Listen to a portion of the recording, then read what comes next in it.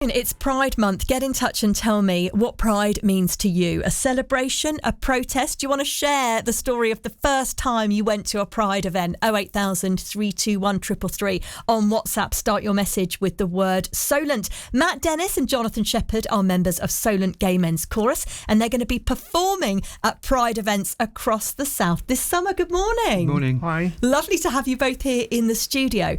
Thinking back, we've just heard a timeline then of 1969 through to 2025. When you think back, was there a particular time that was significant to you in your journey? Maybe your first Pride, or a particular year, a particular period that had the biggest impact on you? It was, I think, when we moved from civil partnerships in 2004 to marriage, that I never thought I would see that in my lifetime growing up, because as we discussed earlier, there was a kind of a gap between the 70s and the 2000s where gay rights didn't move on at all, and that was primarily due to fear from the AIDS pandemic.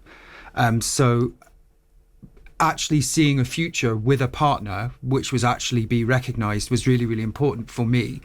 And obviously when we grew up in the 80s, we didn't really have any visions of what an older gay couple would look like, because the pandemic had taken so many of them from us. Right. So there's an entire missing generation of people there which are just not there.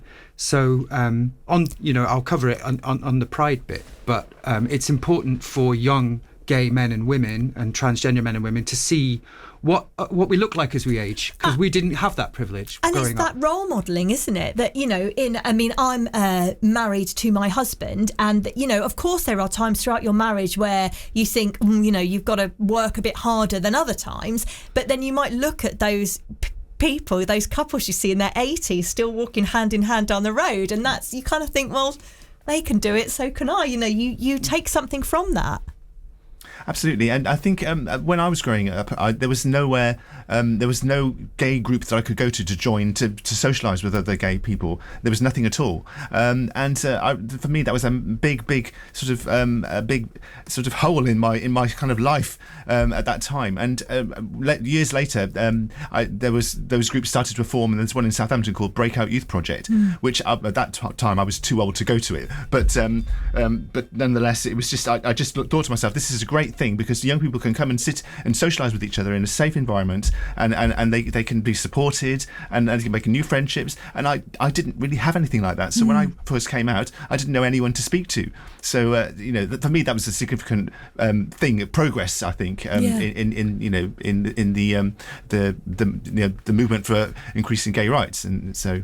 Yeah, I mean, there's Space Youth Project in Dorset as well, and they similarly do great things. They not only provide a safe place to be, but they also provide a space for people to meet allies and to understand certain issues that, you've got to be there to kind of get it. Tell me a little bit then about Pride as a movement. You've talked about how things were different when you were growing up. Given the progress that's been made, is it still relevant in 2026? Pride is incredibly relevant, and it's even more relevant right now than it actually has been for the past 10 years.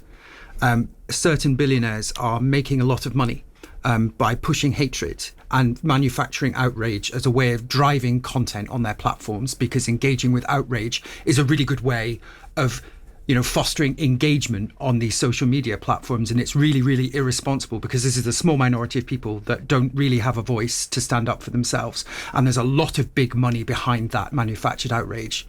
Another thing that's really important for Pride, for me personally, is it's one day in a city where you're not the minority. Because, we're always a minority. There are fewer of us. We don't mind being a minority, but it is really nice not to be odd just for one day. Everybody's there, everybody's supportive, and we're all kind of similar. And that only happens in a city once a year. So it's really important for our community, it's really important for our visibility, and it's really important for our next generation of people to show that this, that you are born gay, but this is a valid life to have, and you can have a lot of fun doing it. Yeah, I would say also that world leaders come and go. Some are more supportive to our cause than others, and so at the moment there is in various parts of the country, the globe, I should say, there are some very hostile views towards lesbian and gay people, and I think just being able to have a pride is such an important thing. Such a privilege. As a privilege, exactly. Yeah. So I think we've won a lot of. We've actually made progress with equality, quite substantially. But we have to then maintain those privileges and rights that we have. We have to kind of maintain them as long as possible, because they could be taken away at a whim if a leader decides to in whatever country. See Putin. Yeah, exactly what he did in Russia, the largest country on earth. There's a third, I think, of the Earth's surface where it's illegal to be gay.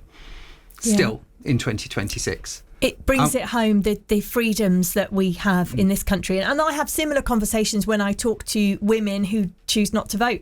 Yeah. And this is just my personal view, not BBC Radio Solent. But, you kind of think, well, actually, elsewhere in the world, this isn't a thing that everybody has, I am so pleased that you've had the time to come and join us today, because I know that a lot of people are going to be able to just see you performing and not have time to chat to you as you do your whistle-stop tour of the South. Where will you be performing over the summer? Okay, so on this Saturday, the 20th of June, we're performing in Portsmouth at Milton Barn, which is in Milton Park in the Milton area of the city. Very reasonably priced, just £10, and that's our summer concert where we're doing a huge array of hits from across the decade, so there's something for everybody there. We're doing Isle of Wight Pride on the 18th of July. That's a free event. We're doing Southampton Pride here in the city on the 29th. We're very pleased to be back in Southampton at Guildhall Square. And then we'll be doing Eastleigh Pride on the 5th of September. So there's plenty of chances for you to come and see us. But we would really appreciate it if you've come to see our concert at the weekend, if you're at Loose End, because running a choir is an expensive thing to do, and any tickets that we sell go towards furthering our cause and making sure that the choir is still viable moving forward. And Jonathan, if I'd have popped up alongside you outside the sweet shop way back then in the 80s and said, do you know what, one day you'll be on a stage in front of thousands of people at an event in a city centre singing alongside an entire chorus of people who understand the world you do, what would you have said? I would have been a very happy boy. Yeah. Thank you. Yeah, that would have been what made my dreams come true. That would really, really cheered me up.